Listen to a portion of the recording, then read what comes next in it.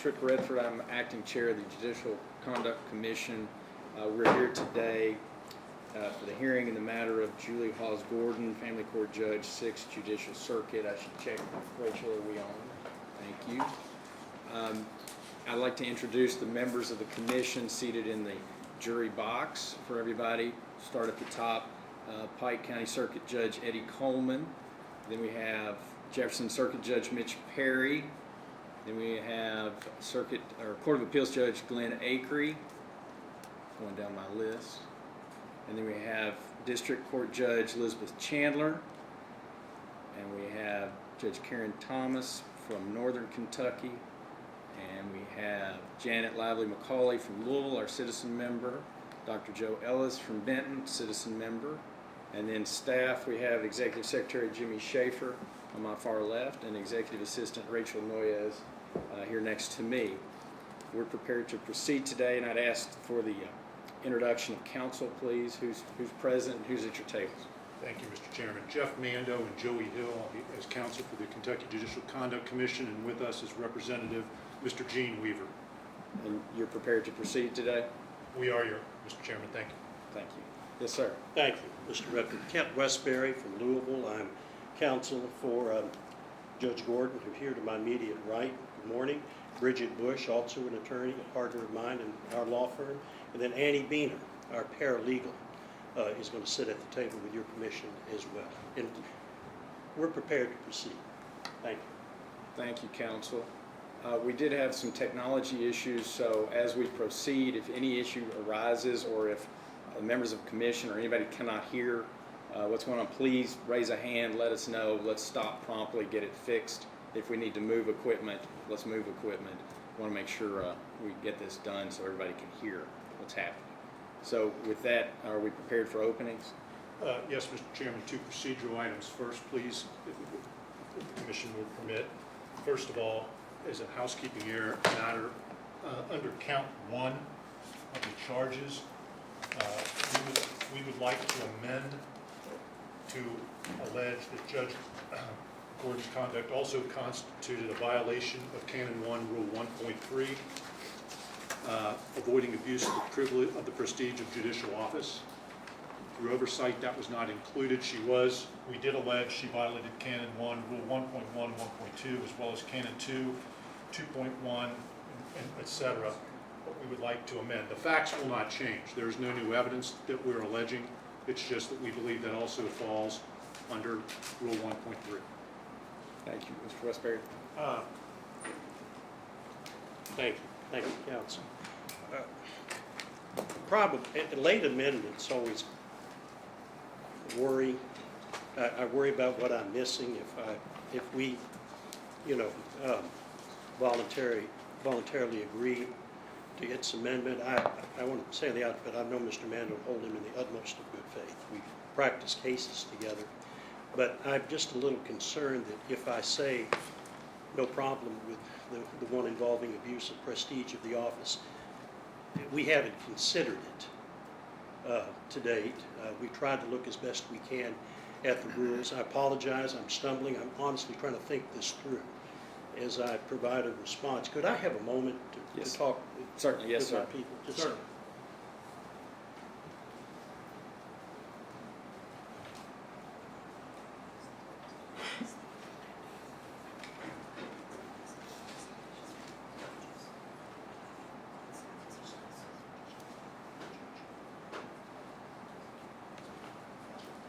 Thank you. Again, I'm not applying any bad faith, but for the record, we would like to object to this and any other late amendments to the charge. There's a due process factor to consider. Thank you. Thank you, Mr. Westbury. I believe the rules allow for amendments to the charges and to the response and answer to be permitted all the way up to the commencement of the proceeding, so I'll allow the amendment. We'll note that in the record and note your objection. Thank you, Mr. Chairman. I certainly appreciate Mr. Westbury's position on that. And I want to reiterate, we're not producing any new facts or any new evidence to support that charge. Secondly, we'd like to invoke the rule on separation of witnesses if there are any witnesses in the court. Yes, sir. I do we know from any folks here, has anybody on a witness list been subpoenaed to appear? Counsel, do any of you all recognize any witnesses that may be? No, sir, they're none of ours. Thank you. I understand, so we have the rule invoked, so if any witnesses show up, please let us know, and we'll ask them to wait outside. Anything else? Mr. Mando? No, that's it. Thank you, Mr. Chairman. Thank you. Yours, yes, sir. All right, we're ready for openings of the. Yes, sir. Good morning, members of the commission, Mr. Westbury, Mr. Bush, Chief Gordon. Counsel. The case before us today is a serious one. From our investigation, the circumstances are very grave in terms of what our investigation has revealed. What we intend to present to you today and tomorrow is to demonstrate that Judge Gordon, the family court judge in Daviess County, who was first taken office, I believe, in early 2017, has on numerous occasions and with numerous people exerted her influence as a family court judge to direct the outcomes of her son, Dalton Gordon's criminal cases in Daviess County, and that she engaged in conduct that obstructs justice and the fair administration of justice. We will show that she did that through multiple contacts, text messages, and communications with County Attorney Claude Porter, with defense attorney Clay Wilkie, who was representing Dalton on those criminal cases, with Judge Nick Berlew in Daviess County, and engaged in conduct in the destruction of evidence of a criminal case. We also intend to show that she abused her power as a Daviess County Family Court judge, that she exceeded her authority and brought her impartiality into question. She imposed fines on cabinet employees for late reports. She used her influence as family court judge to arrange special privileges to visit her son Dalton while he was incarcerated by leveraging her relationship with the jailer, Art Meglinger, which would allow her to come in at night and visit with Dalton privately in Mr. Meglinger's office and provide him with other items that most inmates would never have access to.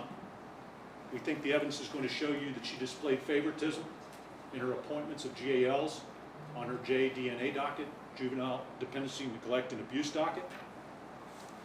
On some of these actions, thankfully, we believe Judge Gordon has learned and is no longer engaging in some of these things, but the evidence is going to show that she had done it in the past. Likewise, the evidence is going to show that at times, and we believe more often in the past than currently, that Judge Gordon has mismanaged the courtroom and deviated from acceptable standards of judicial conduct. For example, the evidence is going to show that she arranged to have her staff conduct drug testing, which would then be used in court proceedings before her, that she would store those drug tests specimens in a refrigerator in her office. She at times required children to be in her courtroom throughout the whole day, missing school. The evidence will show that at times she ran her docket late into the evenings, forcing parents and people involved to miss an entire day of work and wait for their case to be heard. Again, to be clear, most of these things occurred in the past. We believe that she has corrected those problems. We also believe the evidence is going to show you that once she was put on notice of a complaint and the charges from the commission, that she demonstrated a lack of candor to this body in her response to the charges. We believe the evidence is going to show that she misrepresented her role in retaining and controlling Clay Wilkie, Dalton Gordon's defense counsel in the underlying criminal cases, that she was not candid with respect to her role in the involvement and the disposition of those criminal cases involving her son Dalton. We believe that there's going to be evidence going to show that she did in fact monitor Judge McCarty's courtroom after telling this this body that she did not. We also believe the evidence is going to show you that this family court judge in Daviess County, that Judge Gordon, failed to recognize and avoid conflicts of interest that brought her impartiality and judicial independence into question.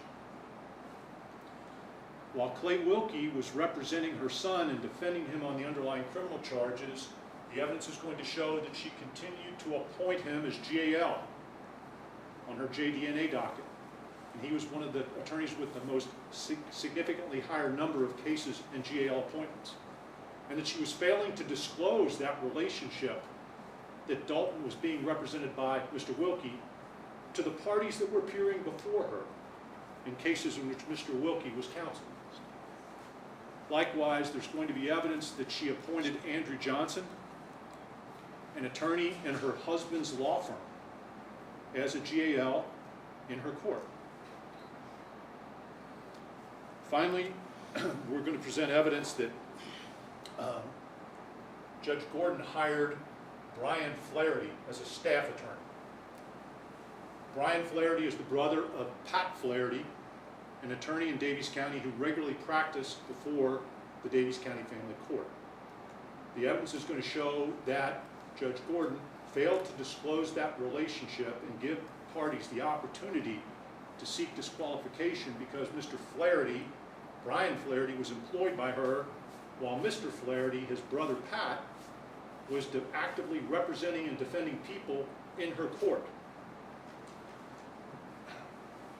Finally, the evidence is going to show that Judge Gordon violated the law by discussing confidential family court cases with her son Dalton and by ignoring bond conditions imposed by the Daviess courts.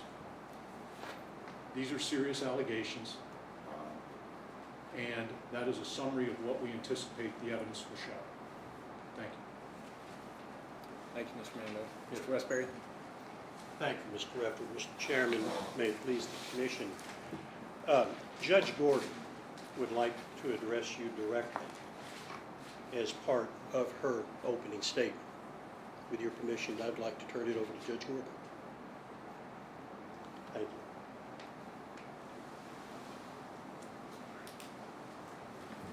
you. Any comment, Mr. Mando? No objection. Thank you. Thank Without you. objection, go ahead. May it please the Commission, Counsel. I appreciate the opportunity to address you directly today, and I'm prepared to answer any questions that you or Counsel will have. I've been before you in the past, as you know, about 4 years ago, and in the years since that first hearing, I've struggled to handle both my son's problems and my responsibilities as a judge.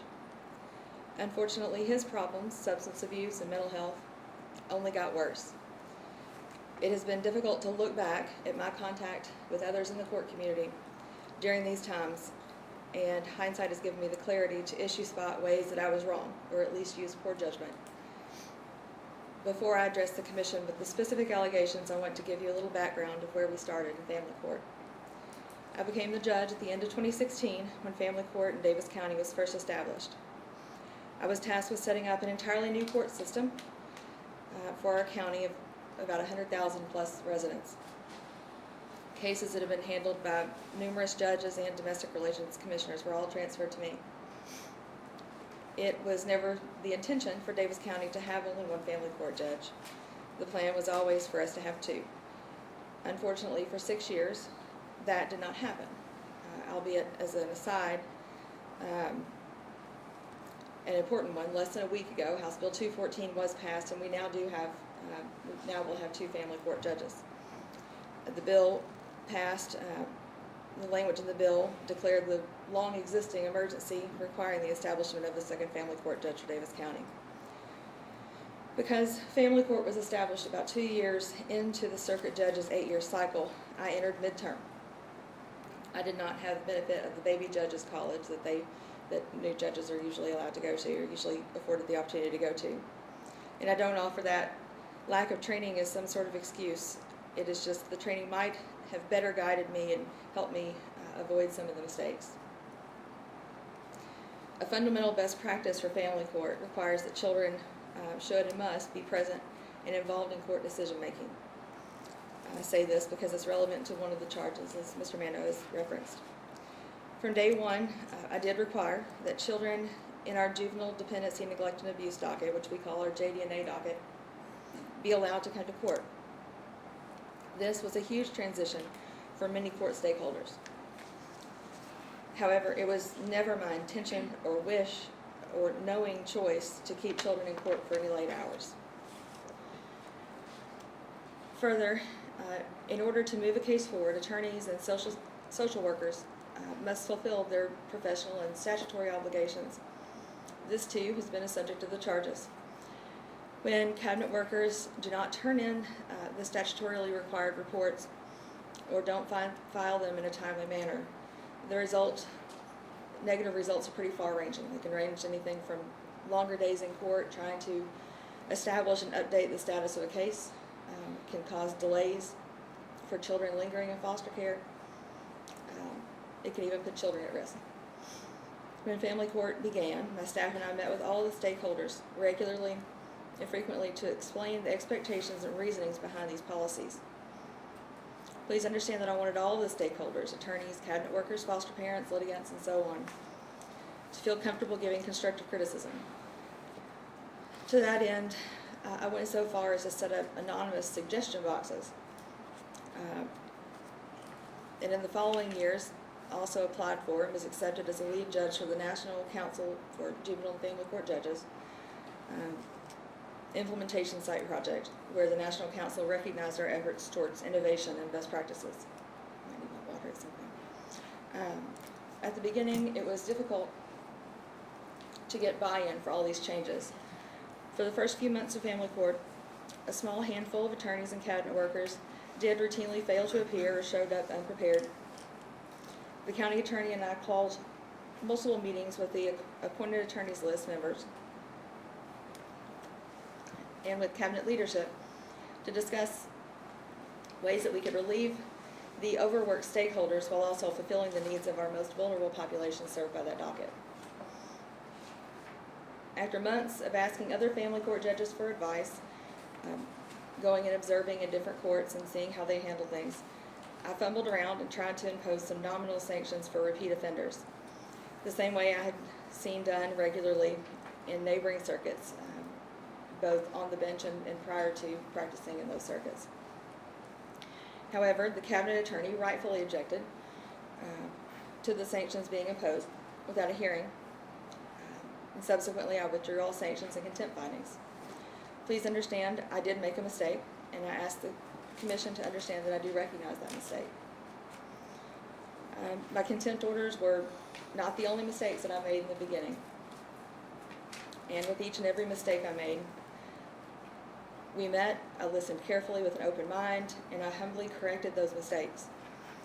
I have always encouraged everyone involved with family court to bring issues to the table so that we could build the best system possible to serve our community.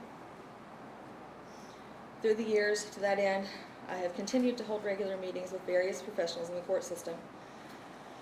My staff and I held bi-monthly luncheon meetings with cabinet leadership and the county attorney's office to go over any developments, concerns, procedural questions, or issues.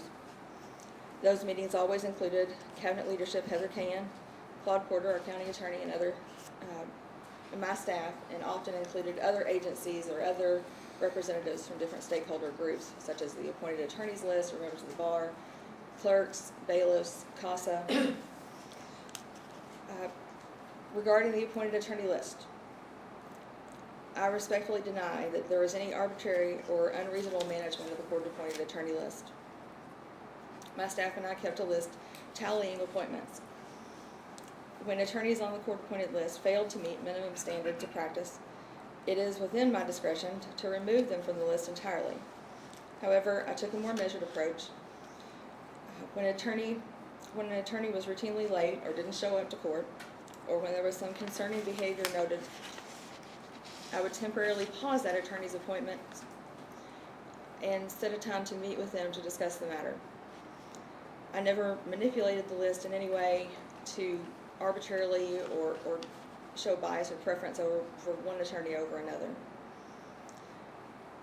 Despite everyone's best efforts to improve and streamline the court process, with the docket numbers in Davis County and the perfect storm present during the beginning of family court, some late court days were inevitable. Unlike in many areas of law, the JD&A docket, for very good reason, has firm guidelines and firm timelines established by both state and federal law. We do whatever we can to case manage and to triage those cases. But sometimes, no matter what we do, the long days are just inevitable, especially in the beginning. When you face a mother who has a long-awaited hearing set for her children to be returned because she's done everything that was asked of her, and you also have a child who's anxiously awaited court, wanting to speak and wanting to work up the courage to speak as to what they've endured, how do you choose between the two of those when it's 4 o'clock? And only because it's 4 o'clock. In looking back over the past 6 years, I am sensible and humble enough to know that I've made many mistakes. I'm a human, and I'm innately fallible. But any errors were not intentional. No matter the hardship that it posed to me or my family, I've always endeavored to put the requisite duties of my position above all else. To that end, as we know, even in the best of times, parenting can be a minefield to navigate. In taking time to review the audio tapes of my son Dalton's 250 days in jail over the course of about 5 years, I can now understand why the commission had concerns and had the concerns that it expressed over the statements that I did make to my son. Also, I now understand that my errors and mistakes were that at times I didn't see myself as a judge acting during those time periods, but as a mother and a crime victim. As I said in the response that I filed several months ago, I realize that I'm always a judge, both on and off the bench, even when I'm acting as the parent of a child with severe mental illness, or even when I'm a crime victim myself. While that failure was not intentional, it is still a failure, and I apologize to the commission. Likewise, there's an allegation that I gave charging instructions to law enforcement regarding Dalton. Anytime law enforcement responded to a call from our home, the officers were very kind and very patient in explaining what the options were, the same as they are with all of their duties. However, I've come to understand that it was a mistake for me to engage law enforcement, or including the prosecutor, in those circumstances. Without a doubt, it would have been better if my husband, Sale, who's Dalton's father, had been the one communicating with law enforcement instead of me. I recognize that I'm held to a higher standard, and I'm deeply remorseful if I placed any of the sheriff's deputies in an uncomfortable position. I also realize that there's a concern that I somehow used my position as a judge to influence the outcome of Dalton's criminal cases. I was never a criminal attorney, so I perhaps wrongly assumed that victims were normally and customarily asked about bond conditions. Through my own mistake, I did not consider. I now fully understand what the commission is concerned about, and I apologize for not answering appropriately or accurately given that intention. I've reviewed the hearing tape where Judge Burlew makes statements to Dalton that Judge Burlew had spoken to me that day about Dalton's past and his childhood. I have no memory of that conversation specifically, but I can state with absolute confidence that I've never initiated or sought out any such communication with any of Dalton's judges about his cases. There were a couple of times I can recall Judge Burlew would catch me in the parking lot of the Judicial Center or an elevator and ask how Dalton was doing, and I responded generally and conversationally. I recall one time when Judge Burlew called my phone and asked to talk to Dalton. I handed the phone to him, and they had a conversation not about his cases, but about, I think, his girlfriend maybe at that point. So I can't speak to Judge Burlew's intentions in saying to Dalton that he spoke with me, but perhaps that was Judge Burlew's required disclosure to the parties that he'd engaged in ex parte communication. In reviewing the jail audio recordings and texts provided from when Dalton was in trouble over the past 5 or 6 years, they were hard to listen to. I was reminded of how upset and worried I was at times when he'd relapsed, and I believe that he was a danger to himself and the rest of our family. Reading my frantic messages from those isolated periods of time. In hindsight, I can fully understand how the commission could be concerned and would be concerned. It has been a steep learning curve, but we have learned, and Sal and I have taken steps to ensure that we now have plans in place to appropriately support our son while also maintaining appropriate boundaries and safety for everyone involved. Again, I am far from perfect, and there will never be a time when I cannot find something in my manner or character that can be improved upon. I will continue to make mistakes throughout my life, as will we all, but I will still wake up each day committed to making the next right choice and trust the rest to God's hands. With all my heart and with my fervent promise and commitment to improvement, I would pray the commission will allow me to get back to the hard work that I so dearly love. And as I said, I want to answer any questions that the commission may have. Thank you for your time and consideration. Council, that went a little bit farther than my thought process of an opening statement, and there was actually what I perceive to be testimony there. Council, what's your position on whether I should swear in Judge Gordon and have her confirm that the statements she gave were truthful? I'm fine with that, Mr. Chairman. We do intend to call Judge Gordon as our first witness. I will try and use her opening statement to refine my cross-examination in light of what I perceive to be some admissions. But I'm more than happy to stipulate or have her sworn in or stipulate that would constitute sworn testimony. Mr. Westbury, it's Yeah, more for you. We don't have any objection to proceeding like that at all. Well, let's just go ahead, ma'am, raise your right hand. Do you swear or affirm that the statements and testimony you gave were the truth and the whole truth? Yes, sir. Thank you. Go right ahead. Thank you, Mr. Westbury. Mr. Mando? Thank you. We're going to call Judge Gordon to the stand, please.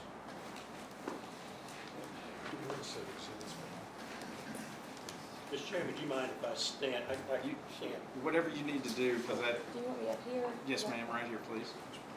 Yeah, Mr. Westbury, whatever you need to do with the podium, because you're out of my line of sight too back there.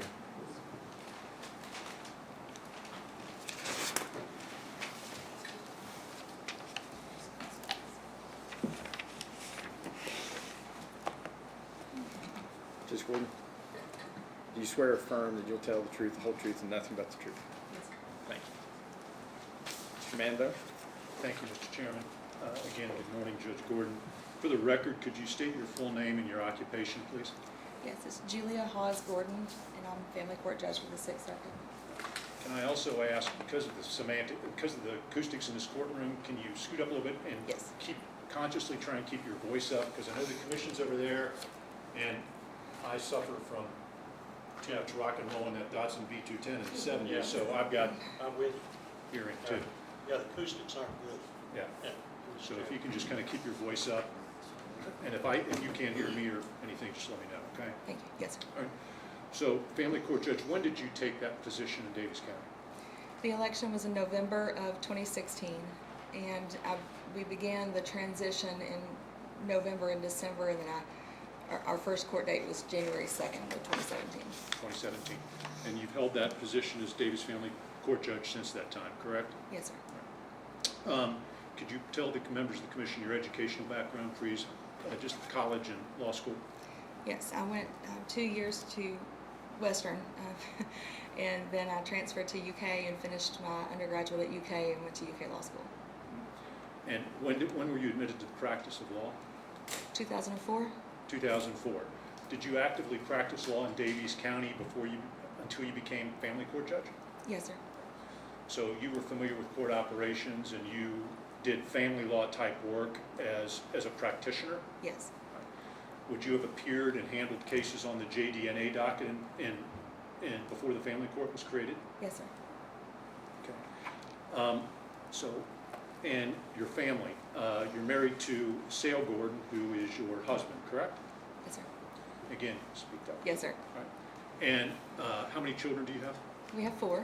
Okay. And they range in age from when to when? Our youngest just turned 9, and our oldest is 25. 25. And is that Dalton? Yes. Right. And I think the commission might be familiar with it, but could you please just briefly explain? I understand that Salem, you adopted Dalton at some point, correct? Yes, we did. And when did you do that? I'm gonna get my year wrong. I believe it was 2013. Okay. And then at some point after you adopted him, did you, and I'm going to struggle for the right verbs here, but release him back to the custody of the cabinet before he turned 18? Yes. Yes. Why did you do that?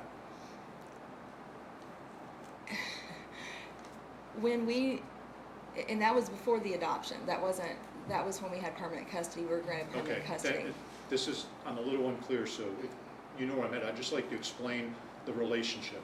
Sure. When we took permanent custody of Dalton, there was a discussion between my husband and I and the cabinet about how that would affect his life going forward, because he was very close to turning 18, and he had spent well over a decade in cabinet custody. And children who age out of foster care, which means they turn 18 in foster care, they're eligible for a tuition waiver of state colleges and their Medicaid assistance and that type of thing. We asked the cabinet going into it if us taking him out of the cabinet's custody at that late time when he was 17 would affect his ability to have access to those same things that he would have if we hadn't. And they contacted central office, is what they told us. They contacted central office and confirmed that yes, that he would still be eligible for those.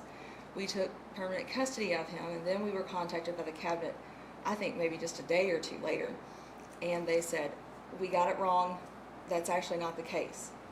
So his new guardian ad litem worked with the cabinet, and that was the solution that the cabinet and his new guardian ad litem came up with, is that to prevent him from losing those benefits that we were told he wouldn't lose, and that he put in the time, and over a decade, most of his life had been in foster care in the system, to make sure that he didn't lose those things. They came up with, I think it was an agreed order to, I think 24 hours before he turned 18, to have custody lapse back to the cabinet so that he would not lose out on those benefits. And then after that 24 hours, then you and Sale proceeded with the adoption? Yes. Okay. And when that happened, were you a family court judge? No. You were not yet on the bench? No. Then, okay, with that background about Dalton, he's your adopted son, he's your oldest, correct? Yes, sir. What I want to do is talk through, I want to go chronologically. No secret about what I'm doing here. I want to talk about Dalton's criminal history, and I want to ask some questions about your involvement in his underlying criminal cases. I think the best way to do that is to start at the beginning, okay, and then work our way forward. So let's start with June 29, 2017. My understanding is Dalton, at that point, you called 911 because Dalton had broke out the front and rear doors of your house. You had broken several windows in your house, windows of your car. You feared for the safety of your children. You locked yourselves in the bedroom, and Dalton ended up busting the door down. Law enforcement had to come and take care of the situation. Do you remember that? Yeah. Okay. And my understanding is Dalton was charged with wanton endangerment and criminal mischief as a result of that incident. Does that sound right? It sounds right. I don't want to. Well, that's what my investigation, CourtNet, and the circuit court records reflect. Yes. So you tell me if I'm wrong. Okay, that's what he was charged with. The Davies County Sheriff's Office came to your house and responded. Okay. Yes. And KSP was also contacted in that situation, were they not? I don't know if KSP was contacted or not. As a result of that response by law enforcement to your house on June 29th, Dalton's phone was taken by law enforcement. You're aware of that, correct? No, I did not. I don't think I realized that, not on that occasion. Okay. At some point later, you recognized that law enforcement had that telephone that was taken during the course of that arrest. I don't recall on that occasion. He has gone through a lot of phones and taken or borrowed and with or without permission, his sibling's phone. So it would be difficult for me to say, yes, on that occasion, that's what happened. Okay. And where I'm headed with this, and we'll get to this in a few minutes, but I know there was a phone conversation in October of 2017 where you were talking to Dalton about that phone and the fact that law enforcement had it. So at some point, you became aware that law enforcement had his telephone, correct? If that's what the record shows, then yes. I'm not arguing. I just don't recall specifically. And were you aware that in addition to the Davies County Sheriff's Office, the Kentucky State Police had also undertaken an investigation at that point? No. After June 29, 2017? I was not aware. Were you aware that a JC3 was prepared as a result of that incident and events that occurred on June 29, 2017? At that time, no, I was not. It was made known to me months later, but at that point, no, I did not. Okay. Then, as a result of Dalton's arrest on June 29, 2017 in these criminal charges, what was your role in hiring Mr. Wilkie to represent? I had no role in hiring Mr. Wilkie. That was my husband and my son did that. I was not involved in the hiring of Mr. Wilkie. Did you make any recommendations that Dalton hire Mr. Wilkie? No, Did you contact Mr. Wilkie to ask him to represent Dalton? I don't recall, but I don't believe so. Did you pay any money to Mr. Wilkie as a retainer to pay for his services in representing Dalton as a No. result of this June 29, 2017 arrest? No, sir.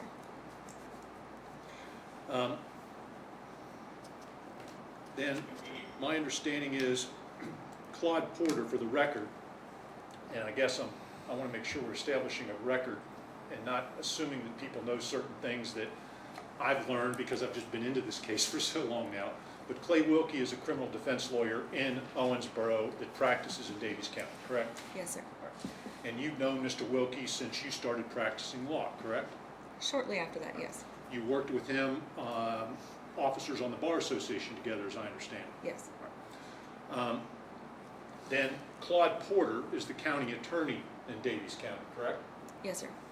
And he's been the county attorney for quite a long time, as I understand. Very long time, yes.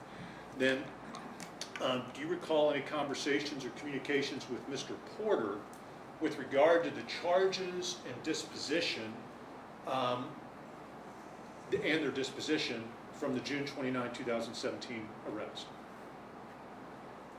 Could you repeat that question? Sure, and that was probably a little long-winded. Do you recall any conversations with Claude Porter about how to resolve the criminal charges against Dalton that arose from the June 29, 2017 arrest? I don't recall conversations that I had with Claude Porter about the resolution, what the plea agreement I don't recall that. I do recall Sale and I having conversations with Mr. Wilkie. Now, at this time, just so we're clear, you are on the bench. You're a family court judge in the summer of 2017 and had been in office since January, correct? Yes, sir. Okay. So, if you would, Judge, on that exhibit binder, and see if this will refresh your recollection, flip to exhibit 12, if you would, please.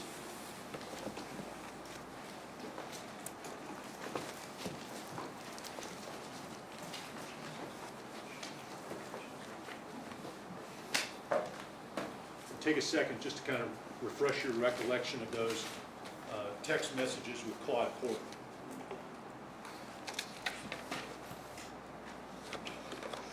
And let me know when you're ready, and I'll have a few follow-up questions about those, but I want to give you an opportunity to look at those.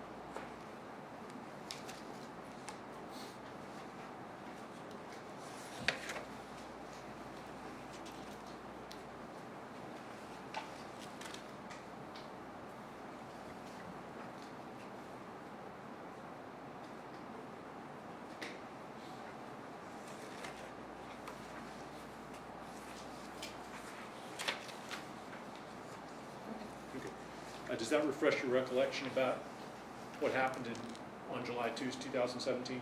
Yes, sir. All right.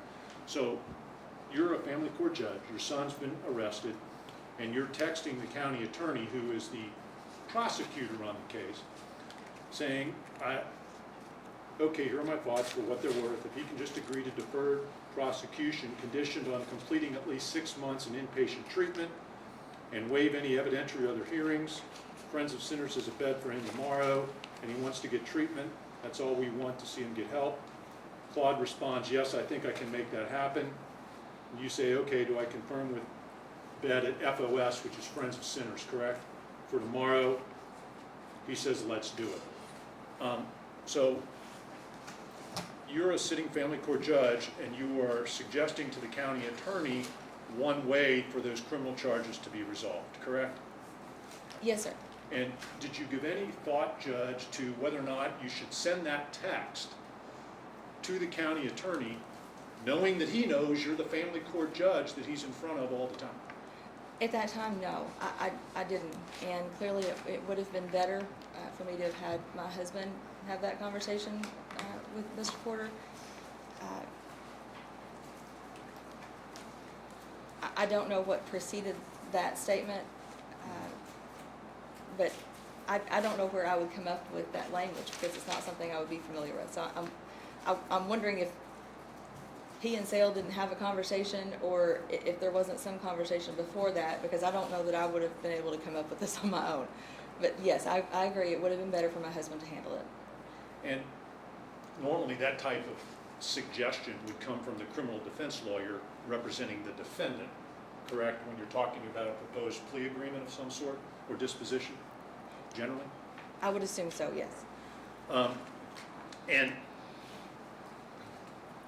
I know that you've known Mr. Porter for a number of years, okay? But let me switch gears and put it in perspective. Back when you were practicing law, before you became a judge, what would you do if you got a phone call from a judge? Or a text from a judge? Would you make that a priority? Would you take that call or that text? Yes, if I was able to, yes. So did it concern you at all in sending this text that Claude Porter, the county attorney, might be put in a little bit of a difficult position because he's getting it from a family court judge that he practices regularly in front of? Did that concern you at all? It didn't, no. Then let's move forward a little bit. My understanding is that, let's go to October 15, 2017.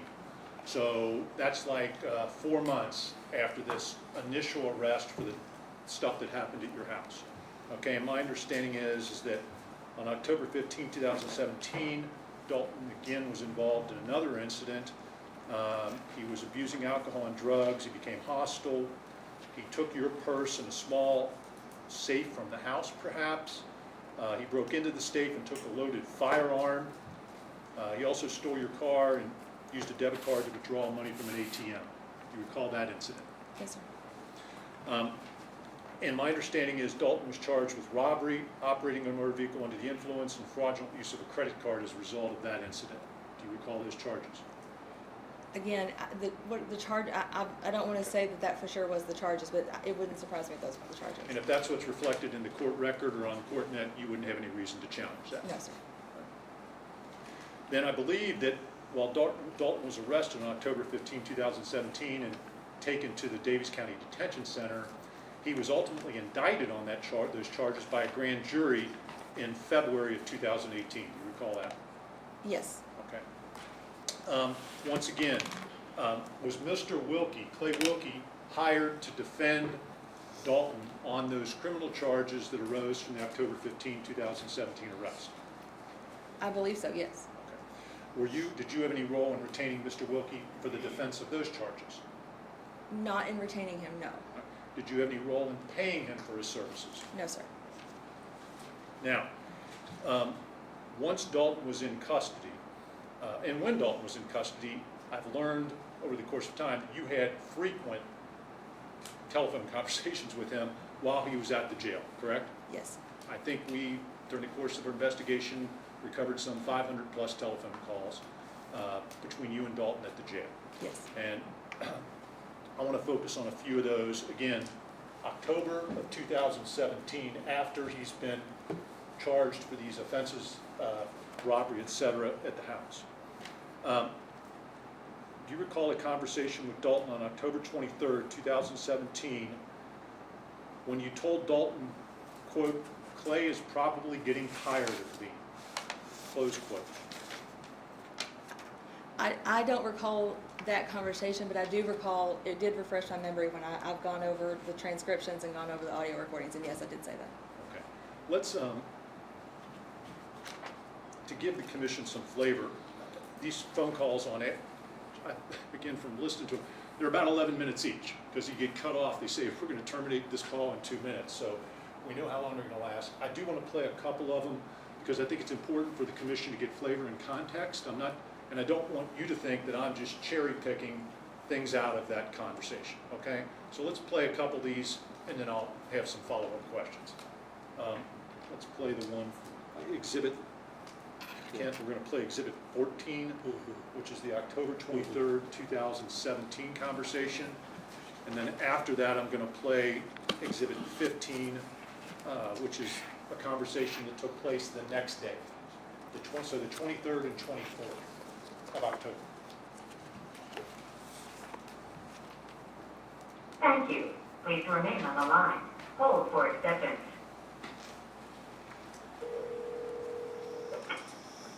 This is a prepaid call from...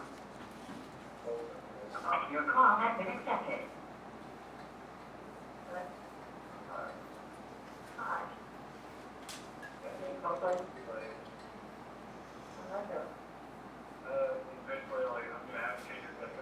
Mr. Mando, can we start that again after we get the volume up? I know they can't hear over there. Mr. Redford, if it's possible to turn the air conditioner off while we listen to that, we might be able to hear it. Yeah, that's, Yeah, we're right on Let's the see. We can wheel this out too, we think. If you can wheel it closer, that'll Why help. don't we try both? And then maybe the bailiff might know who can Yeah. control our AC. we have trouble hearing too. It's that blower. It's hard to hear. Yeah.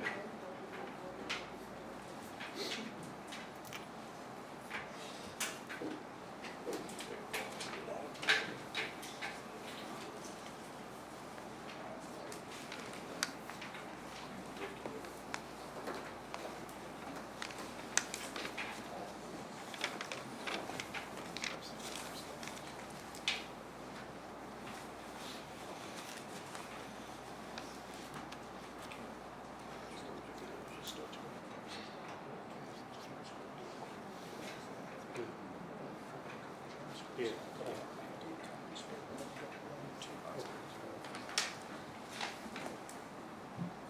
Now, I'm hoping you can hear it. All right, Joey, are we ready to try it now? Ready? Thank you. Please remain on the line. Hold for acceptance.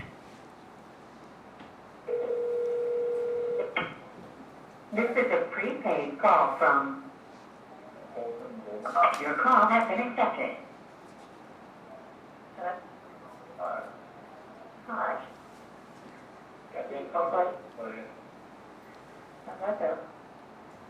It's basically like, I'm gonna advocate your best interest. There's also people who think you need to hold your heels and spend more time in jail. I guess he's referring to SOS, maybe you. And then he's like, they're gonna have reasonable cause, but if I was the one who committed a felony, and then that's gonna mean it's gonna go to circuit court, but it doesn't mean we're still gonna get you, try to get you released on Friday. And that's about it. Okay. Did you mention Casey's law here? No, we didn't say anything about it. I mentioned it to him, but he didn't really say much about it.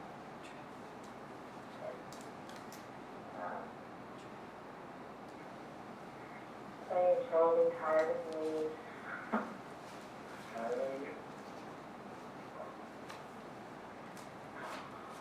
Mr. Mando, we're not getting any sound over there. It's not working. It's actually louder behind it than it is in front of it. Okay. speakers. I know our bailiff has departed. I think he was gonna go try and find somebody to see if we can deal with that area. Let's do it, do the transcript. Yeah, yeah. We're gonna, Yeah, just flip it. If it's louder on the backside, just flip the screen. You're not watching anything. do something my staff tells me never to do, just touch a piece of technology. Don't touch it too hard. Speakers are on the back. Yeah, she could. Let's try it that way. Judge could get up and listen, or walk over and listen. She could. I can hear it, yes.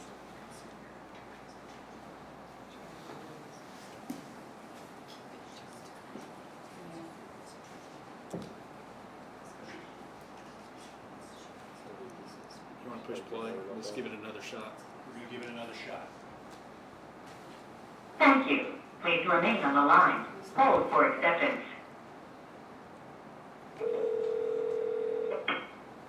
This is a prepaid call from... Your call has been accepted. Hello? Hi.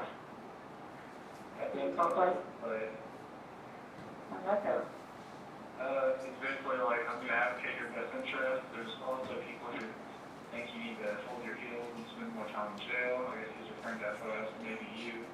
And then there's like, they're gonna have reasonable cause, but if I was the one who committed the felony, and then that's gonna mean it's gonna go to circuit court, but it doesn't mean we still can't get you, try to get you released on Friday. And that's about it. Okay. Should you know take care of walk in? No, he doesn't say anything about it. I mentioned it to him, he didn't really say much about it.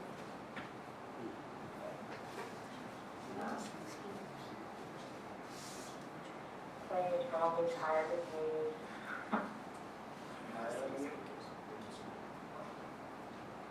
We're not getting much out of that, Mr. Mando. He said he's tired of me. It's a little too much, but I think we've got, I'm gonna go to Plan B, with permission of the commission, and the council, obviously. Some of these calls, I have transcripts, I had transcribed, so I'm going to, unfortunately, I didn't make copies of all those, but I'm gonna try and use that to conduct the examination, and then we will move to introduce a thumb drive that has all those calls on them, so that the commission has those in evidence, assuming they're accepted, and can listen to those as part of their deliberations.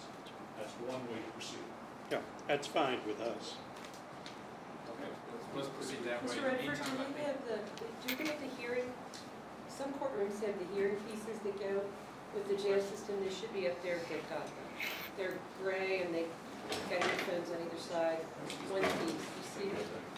There should be, no, they're different, they must not be on, they sit in a row. No. We've got them in our courtroom, we'll look it up after something else. Nope, I don't see anything around. They've got the call into maintenance, so maybe we'll get the air off there. Thank you.